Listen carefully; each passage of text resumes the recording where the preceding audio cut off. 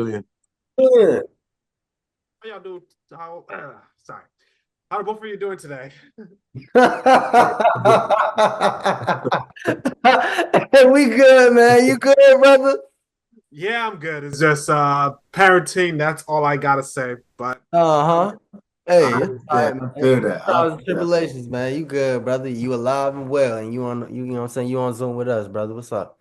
I'm good. And in fact, B Mickey is alive as well. And I was pretty surprised to actually see him come back. And Yeah. my first question for you, Myles, because when did you find out that you were going to come back? Especially since it's been about a season and a half since we last saw you.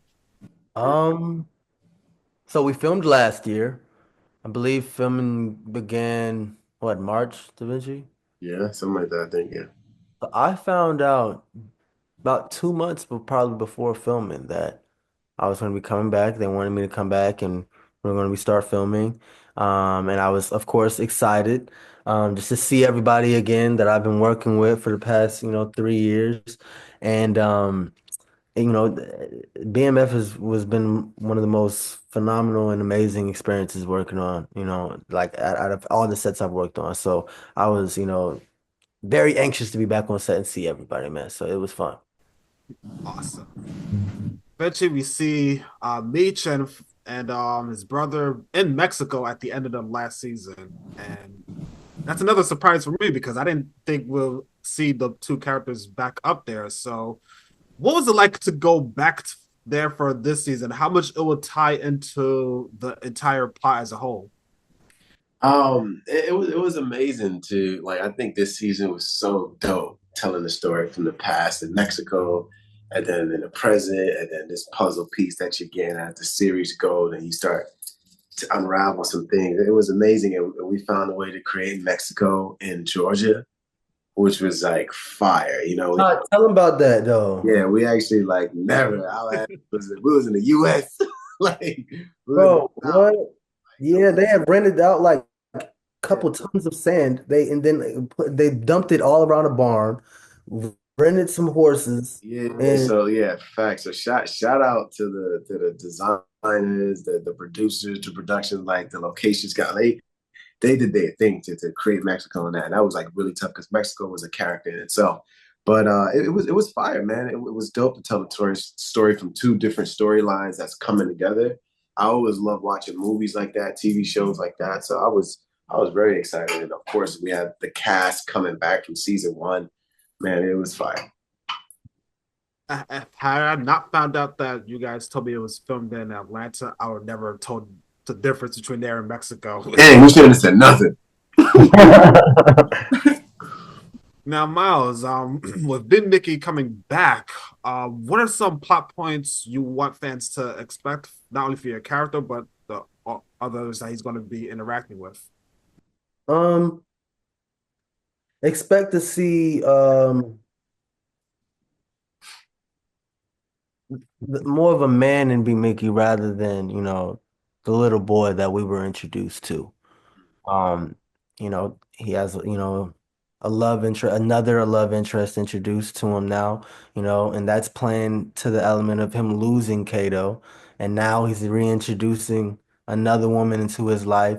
And not only that, with losing Kato, he lost his child at the same time.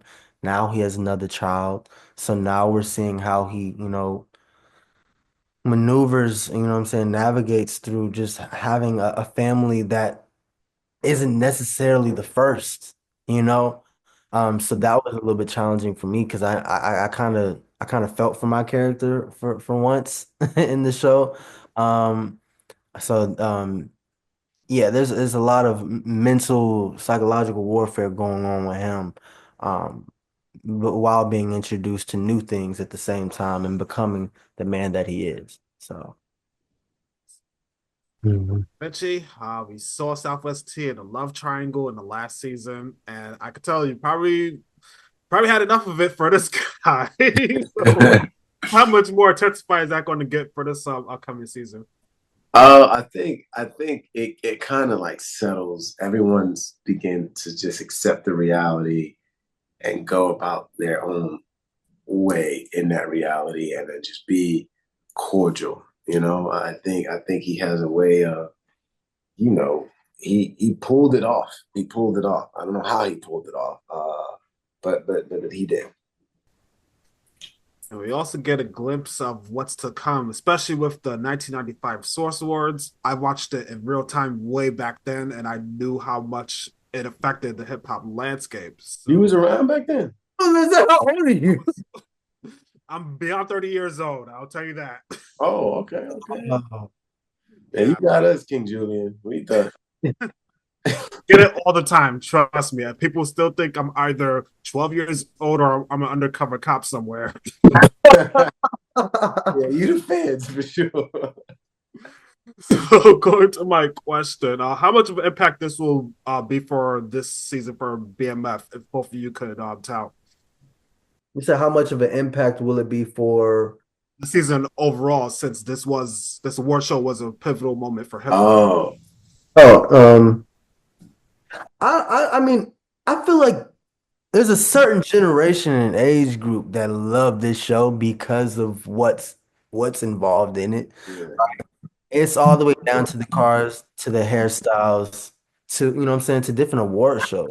You get to relive history, these people that grew up during this, right? So I feel like just the impact in itself, just being able to just, relive those moments, those key moments in time, through a show and while on your couch, so I don't think you can beat that, I can't wait till they whipping in their name when I'm like 40 and you know what I'm saying, I get to see it on my TV in a movie.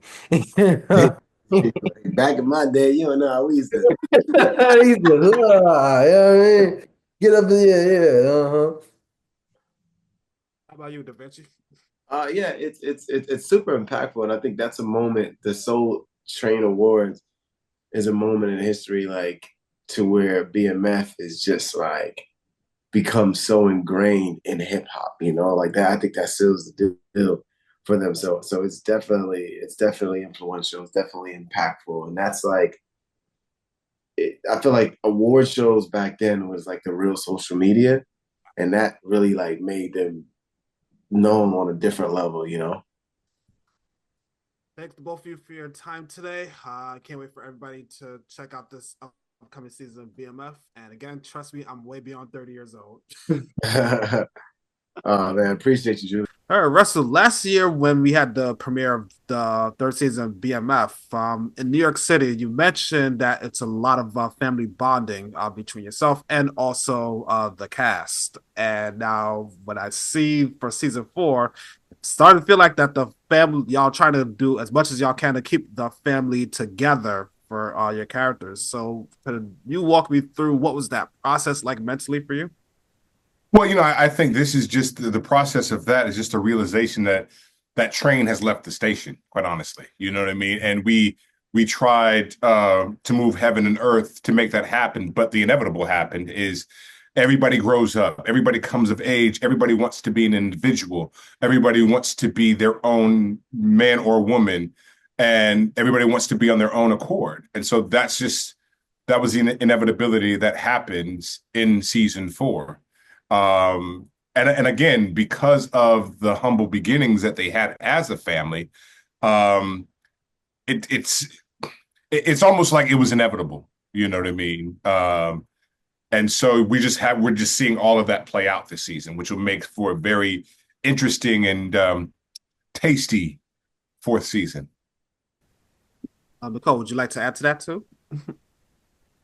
I think that Lucille is kind of finally trying to find a way for herself. She wants to, she loves family and wants to bond with the family, but everybody in the family has been caught up in themselves. And she spent her time giving so much to everyone that she's finally wanting to give some to herself and have and find her way through things and take a chance, take some risks in her own life.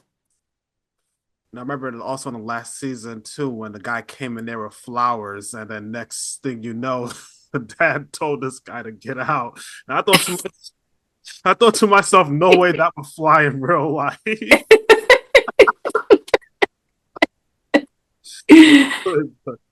This goes to my next question. For both of your characters, what kind of challenges we're going to see from both of you for this upcoming season of BMF?